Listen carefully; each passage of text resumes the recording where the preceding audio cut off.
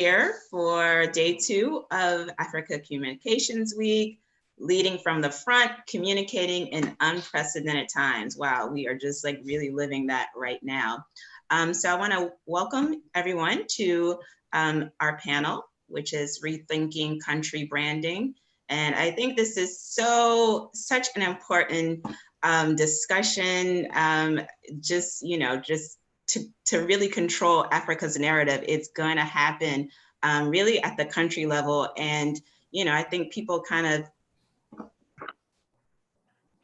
of don't think about how important communications is in changing that narrative and taking control of that narrative. So, I mean, we have some really great guests today who can, speak about very, very specific examples of ways that they've been involved in, changing that narrative and, helping to rebrand. So I'm going to just do a really brief introduction. I want to do the introduction so that we make sure we keep it brief, and then so we can have as much time as possible for the discussion. Okay. So first, I'm going to introduce Mr. Khalid Baddou. He is a marketing and communications executive, based in Morocco. He has held leading positions in national and multinational companies, including Nestle, Merck, and Western Union, and is currently the Chief Communications Officer at Mohammed VI Polytechnic University, OCP Group, President and co-founder of the Moroccan Association for Marketing and Communications, an advisory board member for Africa Communications Week, vice president of the African Marketing Confederation, and former board member of the government think tank Think Made in Morocco. So welcome, Khalid. Thank you. Okay. So next we have Mr. Diallo Sumbry, who is the president and CEO of the Adinkra Group, which is an African cultural resource company with a mission to cultivate cultural exchange opportunities and facilitate small business development and investment throughout the African diaspora. In December 2018, Diallo was appointed as Ghana's first African-American tourism ambassador. So welcome, Ambassador. In recognition for his impact on the country's cultural and tourism sectors and his role as one of the architects of the Year of Return. Diallo is also the Director of Partnerships for African Ancestry. My name is Muhammida Muhajir. I'll be your session lead. I am the Director of Strategy at WaxPrint Media, a communications and digital marketing agency in Accra. So welcome. Thank you. Yes. So I just want to kind of get started with, this idea that for so long, the media has been used against Africa to control the narrative against, just not showing anything positive and just, really highlighting. I'm just, curious. One thing last week, I think there was a report from the US and World Report top countries in the world list, right? And out of 73 countries, there were 6 from Africa. There was Egypt, Kenya, Morocco, Ghana, Tunisia, and South Africa. And when I looked into, the explanation for the methodology of how they came to the rankings, it's interesting that they said that the rankings were largely based on perception, right? So they sent out these questionnaires to, all these different people around the world. And, not necessarily all of them were based on numbers and facts, but really on perception. And I just want to start this discussion before we get into what can be done right. Why do you think that Africa just hasn't really, and we're not going to speak of it like Africa, why only specific countries? Why aren't nations utilizing communications to their full advantage? If you guys can give some insight so we can start there. Khalid. Yeah, thank you, Muhammida. Thank you for inviting me to join the discussion, and happy to share with you. Happy Africa Week, also Africa Day, yes, and Africa Week, yes, for all of us. I tend not to agree too much with your statement where saying that the media are not telling the right story about Africa, and this is influencing the perception of the population throughout the world. I would say that we Africans are not telling our story the right way in the media, and we are not telling the right narrative on our continent.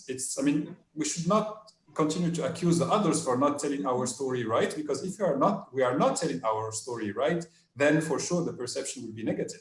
So, and I think that what we have been seeing, if I can talk about the current context of the COVID-19 and all the efforts that has been made by the different African countries to mobilize their resources, to show solidarity, to reduce impacts on especially on the most fragile populations, we can say that we have a very nice and very beautiful story to tell, that we are a continent. Maybe there is less economic development, maybe there is poverty, maybe there is joblessness, but still Africa has many pillars that can constitute a positive narrative that can be told to the world. We have our own particularities, cultural particularities, economic particularities, social particularities, and these are all things that can constitute a very nice story about Africa, and that we should tell, and this is where I agree with you, we should tell it, we should use communication to tell our story the right way. If the world is being controlled today, it's because media are playing a very influential role, a very important role in orienting the population. I was just having a discussion yesterday saying that if we did not have media as strong as they are today, we would not have even heard about COVID-19 and what's happening all the different areas in the world. I mean, it would have been like any other pandemic or any other virus or sickness that can happen to people around the world, and nobody would have heard of if there was no strong media. So media are telling us the story from all around the world, and it's impacting our daily reaction to the pandemic, to the current pandemic. And this is why the role of media is important, and where I agree with you, that our politicians, our economic operators, our populations and civil society is not using media the right way to tell the African story the way it should be. But we have a very beautiful story to tell. We just need to concentrate and consolidate our efforts to tell it the right way. Well, I definitely agree. We have the stories. What I'm wondering is, I mean, if you go to Harvard Business School, Oxford Business School, Wharton, you know, top schools all over the world, you see Africans there. Like, we have the intelligence, you know, we have, you know, we know what, you know, how things should be done. What I'm trying to just understand, like, why aren't we utilizing, we know the stories, but it's not happening. We're not using that as a tool. Diallo, do you have some insights for that? You know, maybe just why you think we're not using the communications? I think that I want to echo a couple of Khalid's statements, but I do think that we are using communication. I think that maybe we could just do a better job of using communication. The one thing that I'm often reminded of when I'm giving my own critique of what African countries need to do more of is I always remind myself that we're literally 1.5 generations from African independence. And that's not making an excuse, but it's really looking at the historical relevance, which explains why maybe we don't have some of the infrastructures that we need so that we could leverage those infrastructures in communication and technology and in innovations that will allow us to tell our story more and allow us to tell our story better. I do think, however, though, that there are competing priorities in many African countries where the element of poverty and still, again, the element of being connected to your colonizer kind of pushes communication down the list of priorities. And I don't think most African countries really put communication on a higher level of priority than they do, for example, things that have a direct effect on their GDP. I think one of the things that the year of return showed everybody in the world is what the potential is when African countries do communicate and market themselves, especially what it has to offer to a specific audience. I think Khalid was right on the point and hit it right on the nose when he said we need to tell our own stories better, and how COVID-19 has presented this opportunity. Because one of the things you see on every major news channel is how African countries, number one, have a low rate, and then what African countries are doing. You see the World Health Organization citing Ghana, and looking at some of their techniques to stem the spread of COVID-19. We see Madagascar finding a cure, and we see other African countries who really stepped up, not only to make sure that their country was impacted as least as possible by COVID-19, but are communicating their stories to the world. So I'm hoping that this pandemic and COVID-19, one of the benefits will be that people will begin to look at Africa differently and use the things that African countries have done as an example. Okay, all right, well, thanks.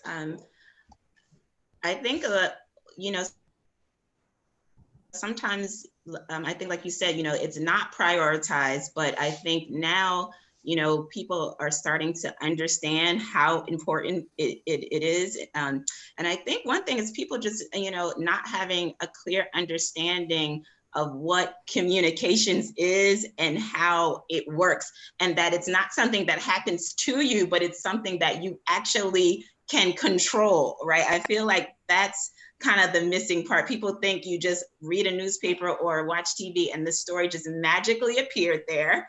And, you know, that there wasn't this publicist or communications director who was in charge of putting that story out there. So I feel like that's kind of like, you know, a sort of missing piece. So that's our role, communications people. We have to like make sure people understand how it works so that it can be leveraged.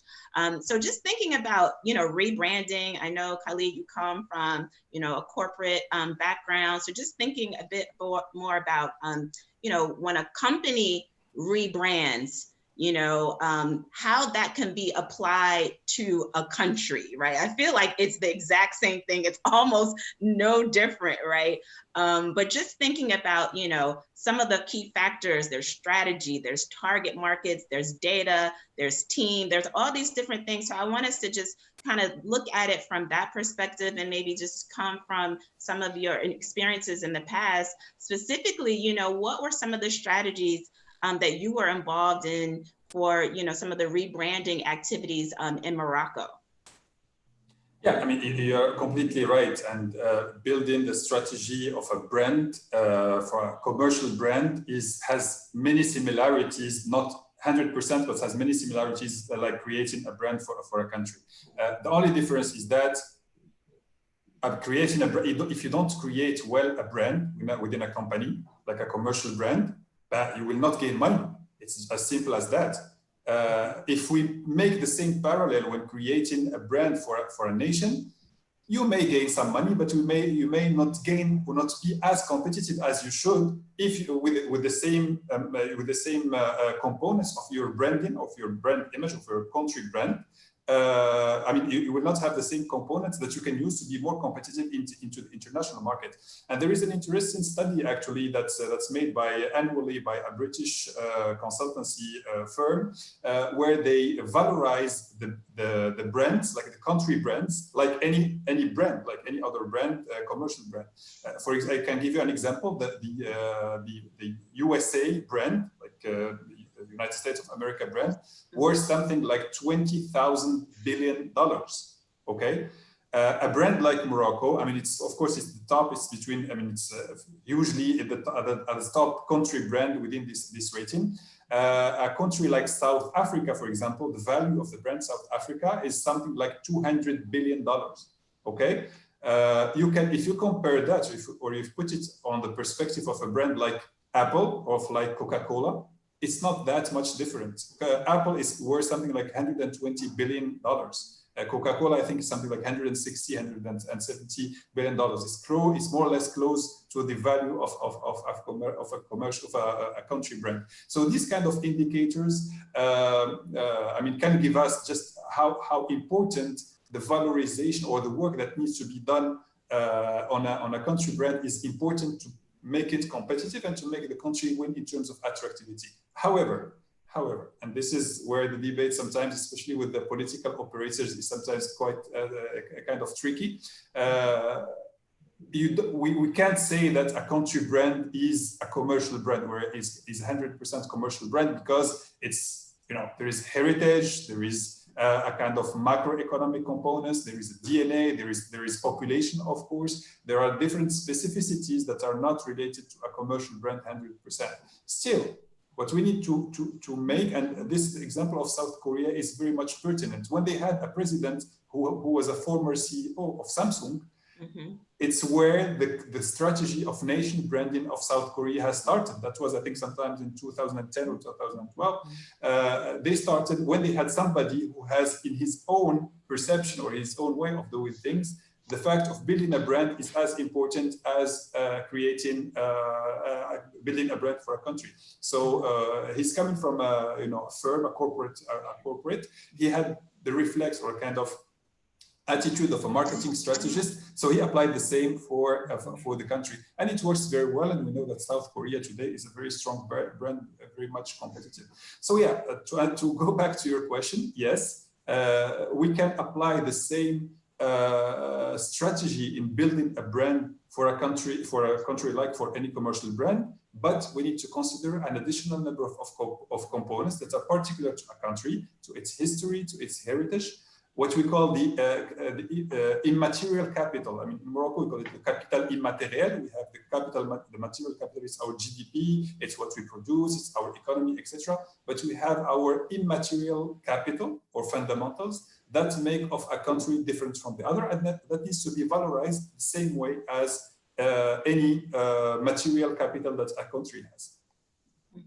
Well, you worked on some branding projects in Morocco. I'm just curious, coming from your corporate background, how did you, apply some of those things to some of the campaigns or programs that you are working on?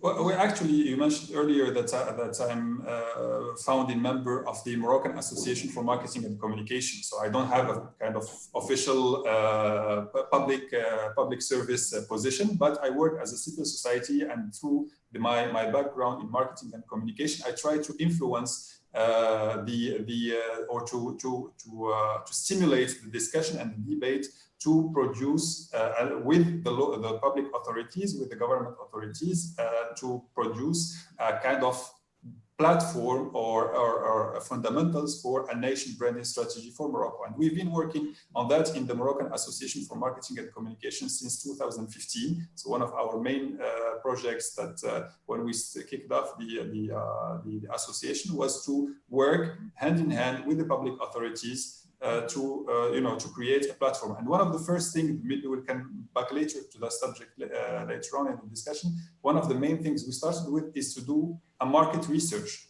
in Morocco, but also on Africa, to see how, in sub-Saharan Africa, to see how the Morocco brand is being perceived by our clients. Morocco was preparing at that period to get back into the African Union. So we need to know if Morocco is making this whole strategy toward sub-Saharan Africa. What is the perception of this population, our friends and colleagues from all over the continent, on our country? So this a kind of basic marketing approach is to start by looking at your customers, between brackets, of course. How do they perceive you? And the result was quite interesting. We did also the research for our own Moroccan compatriots. How do they perceive their own country?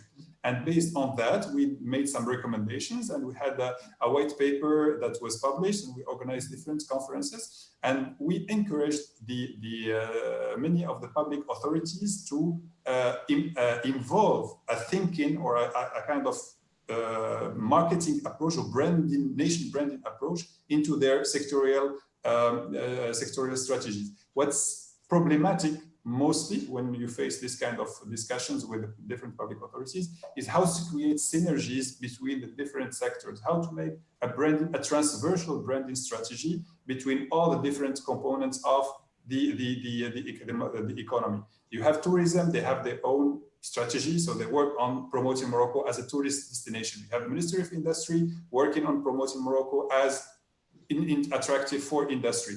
You have handicraft, for example. You have agriculture, exports, food exports, etc.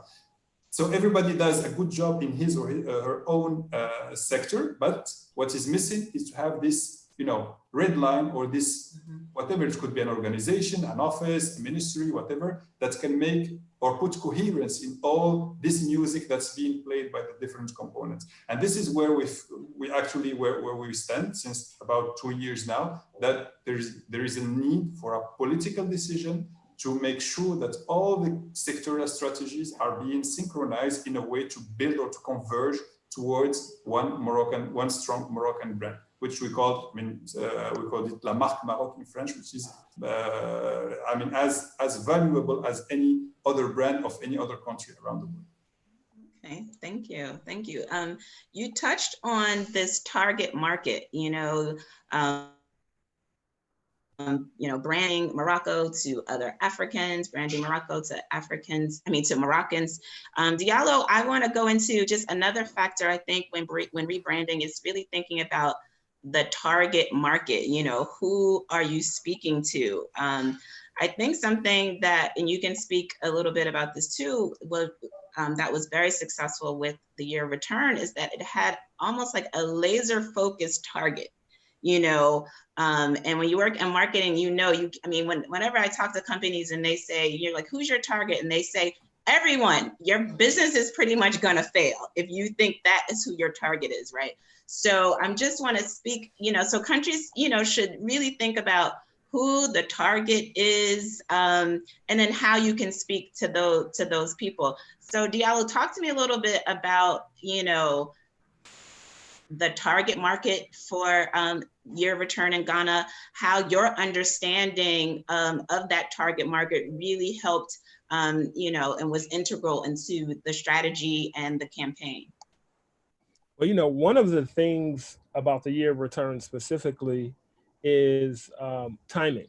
And this is something that you really, I don't want to say it's luck, but you have to seize the moment. So one of the things that happened with the year of return is understanding that there was only going to be one 2019, right? Mm-hmm. If there's only one 2019, and we know that the rest of the world has seen the documented arrival of the first enslaved Africans in 1619, then there's only going to be one 400-year anniversary.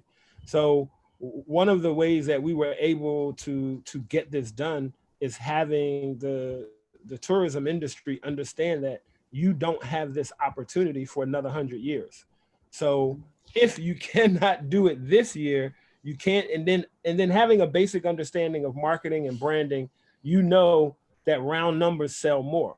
So you can say 400 years. 400 years is going to be way more marketable than 401, 405, 420, 472. It looks better on a t-shirt, looks better on the card, looks better on paper, rolls off your tongue easier. So you have to take advantage of it at that time. There were also a few other things that happened in the world that made it make sense to latch onto this concept of 400 years. And that was the United States had passed a law, HR 1242, 400 years of the African-American experience. We were already about halfway through the decade of African descendants for the UN. And because Ghana is 85%, 90% Christian, the idea of 400 years is also very prevalent in the Bible. So we were able to take this concept of 400 years and Ghana's own internal, Ghana's own internal choosing of figuring out how it's going to market and brand itself, right? So Ghana, of the 75 slave castles that were built, in West Africa, 75% of them were built in Ghana. Ghana has Cape Coast Castle, it has Elmina. So understanding what the political, economic, and social climate was in the world and having this 400 years come about, it really only made sense to zoom in on the target market. There was also only one transatlantic slave trade.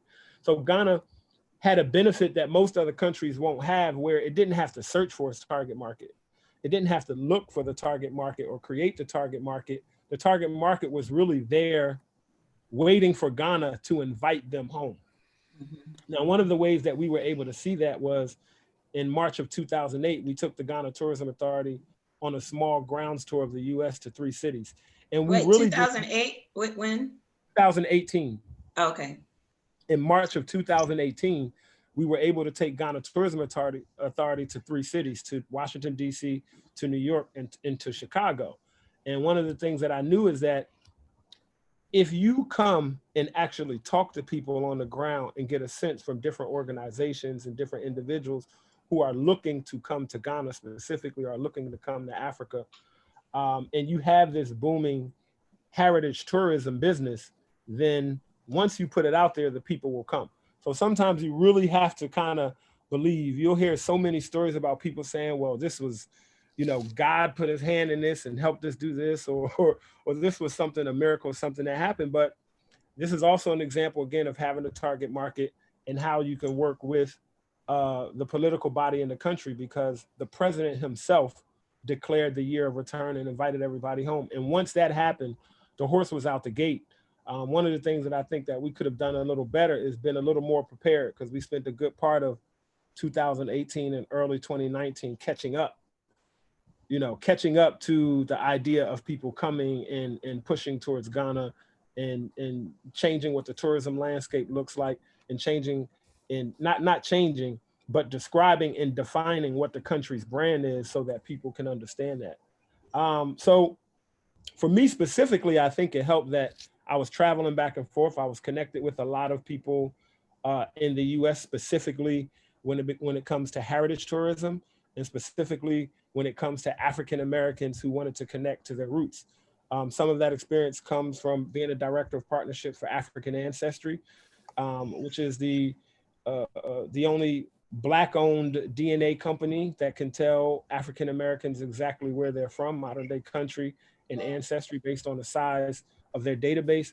So there was a number of factors that came into play that really helped us to zoom in on this target audience. I would say the challenge now is maintaining this connection with that target audience, giving people a reason to return, defining what the country's brand is, as Khalid talked about, so that because one of the things he said that I really love is that every sector and industry was doing their part, right? Every sector and industry was doing their part to help identify the whole country brand.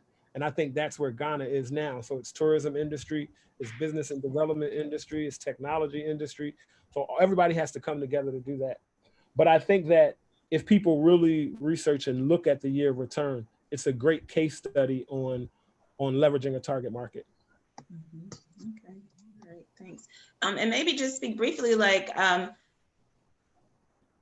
the role of communications played in that. I mean, there was so much media coverage. I mean, I don't know if, if it was coming internally outward, or was it just happening the way we said, typically doesn't happen. I just felt like it was magically almost happening, or was it a mix of both? No, I think it was a mix of both, definitely. I know for me and my company, we work with a great communications firm that helped to get our messaging. That helped. So shouts out to WaxPrint Media that helped us to get our messaging out about what it is that we were doing. And I think it was a little bit of both. I think one of the things that we also saw is that the media is attracted to what's hot. So when you started seeing CNN drop these articles and all of these other major news outlets drop these articles, the number of emails we got about people wanting to interview people, social media influencers, and a lot of the Black stars and actors and athletes who came. So all of these things kind of created this whirlwind that really sucked the rest of the world in. So now you had major media markets trying to get access to Ghana to find out what was happening, which is normally something different. We're chasing them, but this time a lot of these outlets were chasing Africa to find out, how do I get this story? Okay, thanks. So that leads me to my next question. Factor, we're talking about different, branding, marketing factors. I think both of you kind of mentioned a bit about research and data, and looking at that and how that can influence, the plan, the rebranding, the marketing. Khalid, I want to just get some insight, just how data plays a role in some of the campaigns and the strategies that you work with on behalf of Morocco, and just thinking about that. Oh, sure. Before that, Diallo had highlighted a very important point, which is the role of the diaspora. And I would like to share with you something very quickly. I don't know, it's a picture of a person. You tell me if you know who's that person. Okay. Do you know who's this guy? He definitely helped. he definitely helped. I'm talking about the guy on the microphone, not the guy to the left. Oh, okay. Oh. I don't know this guy. Okay, so exactly, he's a Moroccan guy. That's a Moroccan researcher who has been appointed as the lead of the of the efforts, international efforts. I mean, especially at the US level, to find the vaccine for COVID-19. So he's a Moroccan person. He's an African guy. He was not born in the US. He was born in Morocco. He spent until high school here, and then he went to Belgium for his studies. And then he went to the US, and he has been leading some of the top multinationals, pharmaceutical multinationals. And now he's been appointed as the chief officer of the task force working to find, before end of 2020, a vaccine to COVID-19. So just to tell you, as I mentioned at the beginning, we have the ingredients, we have the right ingredients. And the diaspora is a very important ingredient. We just need to tell this story the right way. And Dr. Monsef Slawi, that's his name, he's now defending, or he's under the colors of the US. He's a binational, so it's normal. We can understand that. But he has been born and raised in Morocco, and he's one of the pride of Morocco. And we need to tell this story again, that in our African countries, the same as in Nigeria, in South Africa, in Ghana, and in many other countries, a lot of people, we talk about brain drain, fine. We need to talk now about brain gain and how we can offer the possibilities to this diaspora to come back and to serve their home countries. So that was just between brackets, because the diaspora has been mentioned, and I think it's a very interesting point to highlight. Going back to your question about data and about analysis, I mean, exactly as for any marketing strategy today, we need to look into in a scientific approach for brand building. It's not just about feeling. It's not just about because we think that somebody will be thinking that colors are good, so we put colors in our advertisement. No, we need to build our image and our branding according to scientific research. And this is very basic, and I think there is an understanding, I mean, from some of the operators, that we can't build a strategy based only on PowerPoint presentations and somebody in a very nice office with AC thinking about what somebody from, I don't know, from 2,000 miles away will think about our beautiful advertising campaign. And as I said, we have started by research to understand what is the perception of the Moroccan brand in different African countries, North Africa and Sub-Saharan Africa also. Following that, there is a research institute, a public research institute called IRES, the Royal Institute for Strategic Research, has made or has joined an international brand tracker, country brand tracker research, which positions Morocco within the perception of the G8 countries, based on I think it's a quarterly or semi-annually research that's conducted, and that gives some indicators on what are the elements that are attractive to Morocco. Is it tourism? It is cultural diversity? It is political stability? Is it cultural heritage, etc.? And this gives some indicators. The question is how we can use that to build the strategy. Because again, the tourist guys will just go and say, okay, for me, tourism is fine. I need to work on, I don't know, on beaches, for example. I need to highlight my advertising campaigns on beaches, etc. And then we'll work on that. What's important also is to stress the fact that nation branding is not only a marketing or a communication or an advertising campaign. It's much more than that. It starts from high political level and it goes down into every aspect of the different components of the economy. So for Morocco, we have His Majesty King Mohammed VI, who is the lead, who is the main ambassador of the country and who gives the orientations towards how the international diplomatic affairs of the country are being managed. And this gives a tone to all the other players, either in the public sector or in the private sector, to follow a certain direction towards creating an image or a positive image of Morocco within the countries. And this means this vision or this those guidelines need to be translated into actions. And in order to be to be translated into action, this is where there is a kind of blockage, let's say, if I can call it this way. And this blockage is coming first from the lack of knowledge of some of the operators, so the decision makers about the marketing and branding and the importance of communication strategies. And second, it's because we don't make some, we are not able to make something together, to work together on something in common, which is our brand image. So everybody wants to defend his or her own sector. And at the end of the day, it's a matter of people. And if people are not aware of the importance of communication and marketing strategies, there will need to be much more efforts on education, on sensitizing the operators toward the importance of those strategies. And this is the role of civil society, but also at a certain time, a high-level political decision needs to be given to establish a common, transversal, coherent strategy for Morocco brand. I think that's really important, just having someone on the inside who is knowledgeable about how this works. It doesn't necessarily have to be like the president, but somebody, at a very high level who understands, these functions and these tools. So, I think from where we are in the discussion right now, that is very, very, key. Yeah, so Diallo, and we know that all these different factors that we're talking about, there's not one that's more important, than the other. There's not one that could, stand alone by itself.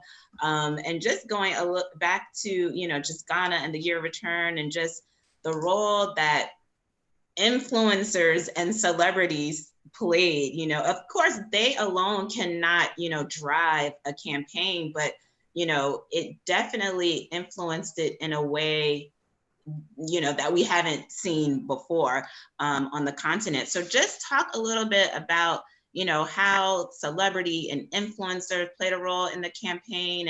And even, if other countries are saying, that's what we need to do, we need some celebrity, how can they forge some of these relationships and use them to their advantage?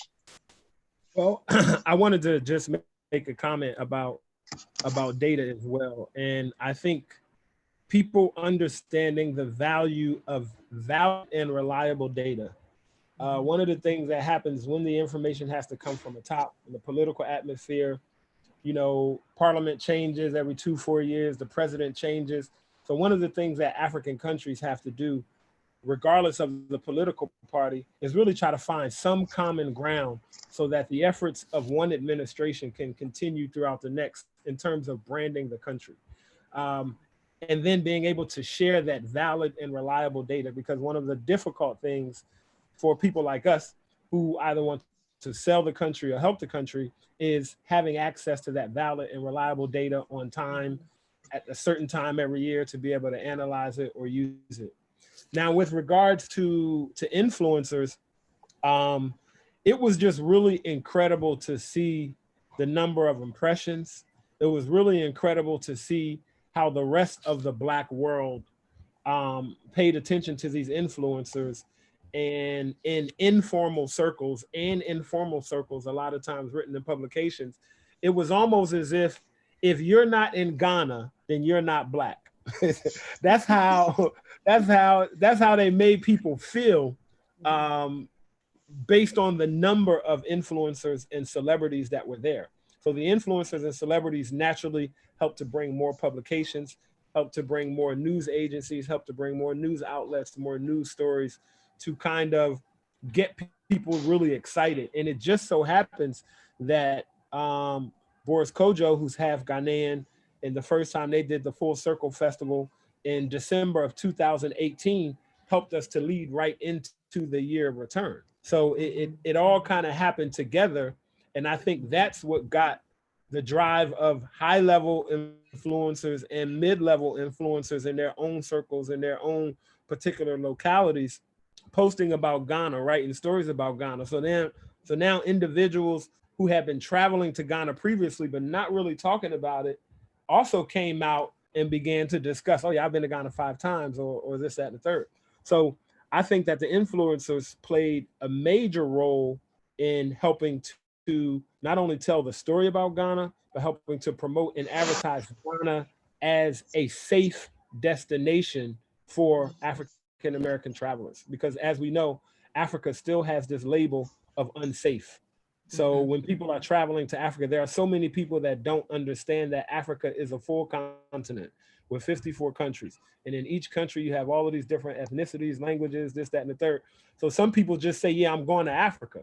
And you're like, you're going to Africa? You're going to the whole Africa? Or which country in Africa are you going to?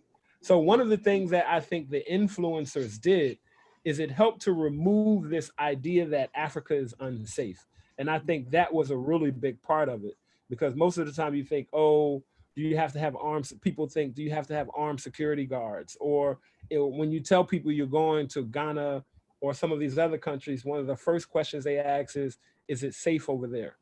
And when you see influencers, musicians, actors, TV stars, people flying in and flying out and talking about how much of a good time they had, then that removed one of the main barriers for travel to Africa was, is it safe? You know, is it safe? When I go over there, am I going to catch Ebola or any other particular disease that somehow still is in people's mind, that as soon as you land in Africa, you know, you need to walk around with a mosquito net. So we have a lot of misconceptions about traveling to Africa, about living in Africa, about what Africa is and what Africa isn't. And one of the largest benefits of the influencers and the celebrities was to help to dispel those myths. Now, in terms of how the governments and the countries can begin to leverage those relationships, I think Ghana has done something, or Ghana is doing things that help, which is continuing those relationships. So when you see Steve Harvey, when you saw T.I., when you saw Cardi B, when you saw all of those people kind of make their way to Ghana and then being able to meet with government officials. Ghana has an Office of Diaspora Affairs whose specific role is to focus on leveraging the diaspora and working with the diaspora. Ghana made me a tourism ambassador for Africa, for America. There's a tourism ambassador for South Africa, so that there are other tourism ambassadors who are also able to tell the story and help to leverage the relationships that will bring more influencers. And sometimes we need to understand that influencers aren't always athletes, actors, or or TV stars or people that you see on TV. In 2020, you have a lot of Instagram stars. You have a lot of people who are influencers in their own community, or who may be influencers in specific pockets of community and travelers around the US. So I think that Ghana does need a program, a specific program, where they can make more influencers ambassadors.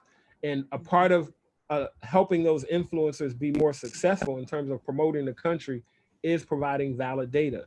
It's providing valid, reliable, on-time data regularly so people can use that data to help make decisions. But it was a big deal. I think it's still a big deal. And I think that COVID-19 has kind of put everybody on pause, but you can almost feel it in the air. And there are a lot of people who are kind of waiting to see when things open up, because there's so many more people who wanted to come that didn't get a chance to come. You know, right. Some of us it was only 1 year, so it's like everybody can't come then. Exactly. I said it was only 1 year, so. Exactly. So, it's interesting to kind of see what will happen, because, and again, this is a political year. It's an election year in Ghana. This is Nana's last year, His Excellency's last year of his first term. So it'll be interesting to see what the focus is on the diaspora moving forward, how they leverage the year of return, the relationships that are created with the influencers and the media personalities who came, and then how they'll leverage that in communications and media. Muhammida, just real quick to go back to something you said earlier, I think a lot of people don't understand what communications is. Sometimes we think communications is just having a phone call or a conversation, but really understanding everything that's involved in messaging, you know, everything that's involved in the whole line of communications work. So that just means you got your work cut out for you, Muhammad. Yeah. ACW, the whole community of African communicators. Right, the whole community. Yeah. So we're running out of time, and we want to get to a few questions, but just you touched on it a bit, and Khalid, I want to just get your thoughts on this too. Just what happens now? It's nobody's traveling. What do countries do right now? And thinking post pandemic. What can we be doing now from the branding perspective? What should countries be doing now? Well, I think it's always easier to start from scratch than starting from something that hasn't been accomplished and then try to make something out of it. I think there is a huge opportunity in all what's happening today. And as I said in my introduction, the different African countries have showed resilience, have showed solidarity, have showed also how important they can adapt, or most of them has been adapting to the situation. Everybody was expecting a second huge wave on Africa, that Africa will be the next, next China, and that a lot of people will be dying because there is no strong health system, etc. Still, Africa today is standing and is countering the pandemic with solidarity, with some of the efforts, the internal efforts, and some of the internal resources. So today we have a much stronger. I think this story of COVID-19 can give us more confidence in what we can tell as individual countries, but also as a whole continent. Because today we can talk about the narrative of Africa. We've been discussing that in the Africa Communications Week since 2 or 3 years, and every time we talk about the African narrative and how we can make the story of Africa told as a unified narrative on the African continent, and how we can tell it together, etc. And I think there is a good story to tell. If it's only about what's happened and how Africa managed to handle the pandemic, there is solidarity between the countries at a political level. There is a solidarity. There are groups of countries that gather together to find solutions to counter the pandemic, or to unify efforts and to work, to share expertise, to share experience, to share resources, etc. This is a very beautiful story to tell to the world, and we need to have confidence in ourselves and to have confidence in what we have been doing. It's not just an accident. If it happened like that, it's not just because we have more anticorps in our blood, but because we have other. We have showed resilience and we have showed agility to manage this situation. So we have a nice story. Let's tell it right. And maybe I call on our colleagues from Africa Communications Week to maybe start thinking about that, how we can tell the story of what the African countries have been doing to face the COVID-19. It's an opportunity. And from there, maybe another narrative, more global, more transversal about the African country can start. And there we can talk, of course, about the role of influencers, the role of the diaspora, the role of the stars, the top well-known people, celebrities around the world. We can talk about their role and we can engage them, and I'm sure they will be happy to contribute. Yeah, okay, thank you.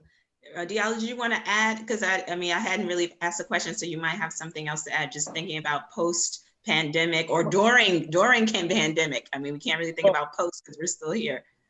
I think there are a number of things that African countries can be doing right now and should be doing with this time. But then considering that since the pandemic started and most countries went on lockdown, the majority of the resources and the majority of the attention in every country has been towards COVID-19.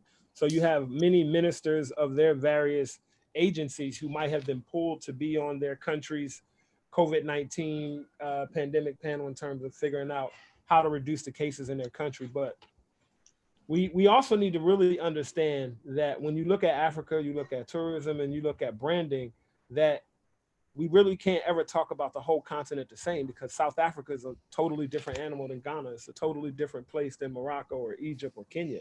but I think some of the basic things that every country should do that they can be doing right now while some of the streets are clear and there are not a lot of flights going in and out is to really take a serious look and assessment at the infrastructure of each country and make sure they have these things written out in databases for people to access, for business and investment people to access. I think that every tourism ministry in every single African country, if they don't already have it, they need to have a digital media library. So anybody who wants to travel to any African country, I should be able to get a link and access high resolution photos and videos of all of the beautiful parts of the country. I should be able to access reports about business and investment. And if anything, one of the things that countries can be doing right now is also telling success stories of their own countrymen. For example, Khalid just talked about his Moroccan brother who's been hired, who's been included in the United States COVID-19 pandemic. That's the story that Morocco needs to be telling about Moroccans. The other thing I think is that we need to also make sure that we're focused on telling our stories to each other and for each other inside of Africa.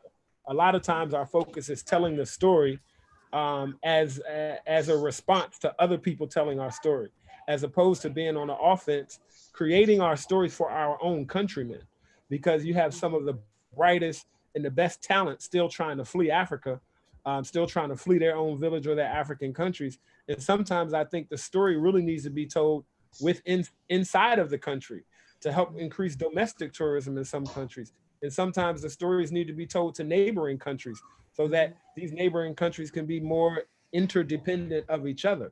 So I just really I think that right now is a good time for Africa, especially during Africa Week and commemorating the African Union, for African countries to see how they can leverage the resources of each other and not just figuring out what is the best way for us to capitalize on the West during this time. It feels like a lot of the attention is, what can we do to make sure that people from the West know who we are and where we stand after this COVID-19, as opposed to doing it for their own country and neighboring countries. Okay. I definitely think Khalid spoke about that point earlier when he said that the research that the think tank had done was in other African countries, and then within Morocco itself, to get that perspective. So that we understand is important. I mean, I think we have like a couple of minutes. I want to just look at a couple of the questions. I see a few people asking about the reports and white papers. Khalid, you spoke about a white paper that was prepared in Morocco. Diallo, was there anything that was put out from the Year of Return? So the Year of Return has a report coming out, but it's not out yet. I'm not the author of that report, but it's coming from the Year of Return Steering Committee. And Muhammida, when that report becomes available, I'll make sure that you can get it to share with African Communications Week. Okay, all right. Khalid, is that report public, the white paper that the think tank Yes, the report is public. I can share also the results of the perception of the Morocco brand in the different African countries. So it's available. It's quite old now. It has been made in 2015, but still it's always, the data are still interesting to look at. And I can share also the white paper that has been commonly prepared by the different components. Okay, and I see a few comments just kind of echoing what you guys both said about, just people want to find out what was the impact internally on Ghanaians with this sort of, these rebranding. I think that you guys both said it, when you think about rebranding, we typically think about to investors and to outsiders, and a lot of rebranding needs to happen within the country itself so that people can feel proud and, think about, staying and investing in, in their own country. So I think that is something that's really key. Let's see. If I can just add one other, let's see. Okay. Yes. Just 2 seconds on this point. I mean, there is no major failure of a branding strategy if the local population do not appropriate the messages. or worse, even if they think different than what you are trying to promote to the others. Yeah. It's the major failure, and some countries have witnessed that. They start to sell a very beautiful image, and we are the best country in the world, etc., etc. But local population is making fun of this this advertising or of this communication. So your first client is your internal client. Then you can go to the world, and then your internal clients will defend your image in social media, in internet, etc. In forums also. But somebody asked about what the effect was on the average Ghanaian, and sometimes I think one of the things that people need to understand is that Ghana is not Accra. Accra is the capital city in Ghana, and since most of the activities happened in Accra, we know that we have a few major cities in Ghana where most of the activities for the year return and where most tourists go. But when you look at the rest of the country, when you go far north, when you go far east, when you go far west, I think Ghana really needs a lot before it can really even be able to do a valid and an accurate survey of how these campaigns may affect its people. It can probably tell you how it affects people in Accra or Greater Accra, but that's a little bit different if you start going over to Ho, if you go to Ada, if you go north to Tamale, or if you go west all the way out to Takoradi, where a lot of these places didn't see or feel the effect of the year return because that's not where the concentration of the activities are. Ghana, like I'm sure many other African countries, they don't have digital segmentation in their marketing. So through their radio and their TV, they're not digitally segmented. So you can't advertise on the radio in one area and in another area or decide just to put it on the whole country. A lot of it is still analog. So there are some challenges and issues in being able to provide this information from a wide country perspective. But I'm also interested to see what some of these reports will look like, because I've heard informally how various sectors feel about how it affected the local Ghanaian. I've heard both sides. I know that there's some people in Ghana who made enough money for 2020 during 1 or 2 months during the year of return. And then there are other people who say, well, they didn't know what was going on and they didn't hear about it. You got to look at the illiteracy rate of the country. You got to look at the poverty rate. You got to look at the effect of the informal market. And Ghana has a very large informal market and an informal economy, which is different than the formal economy. So there's a lot that comes into play when you start asking questions like that. And I'm not the expert on it, but I just wanted to make that comment. But I'm looking forward to seeing kind of what some of those reports look like myself. Okay. Guys, I think we have run out of time. We're almost, we're over a bit. I mean, I feel like I learned a lot. It was a good conversation to be had. I feel like definitely one that is very, very important. And just really thinking about the role that communicators play. We see that African communicators, you got work to do. We all have work to do, and kind of helping to educate, the private sector, that a lot of that work has got to happen a lot more. And then I think the other important point was just a lot more focus on internal. And I think, during this pandemic, this is when it can happen, and at least the conversation can start to happen. And I think Africans are becoming proud. They see that, we don't have it as much, whether this is good or bad. There are some countries with one person has coronavirus. These are different. It's interesting. There could be a silver lining that this, could be part of that internal marketing that's happening just, naturally. So thank you guys so much. I feel like we can probably answer some of these questions, even once we get offline, and just continue the conversation. Thank you. Thank you. Thank you.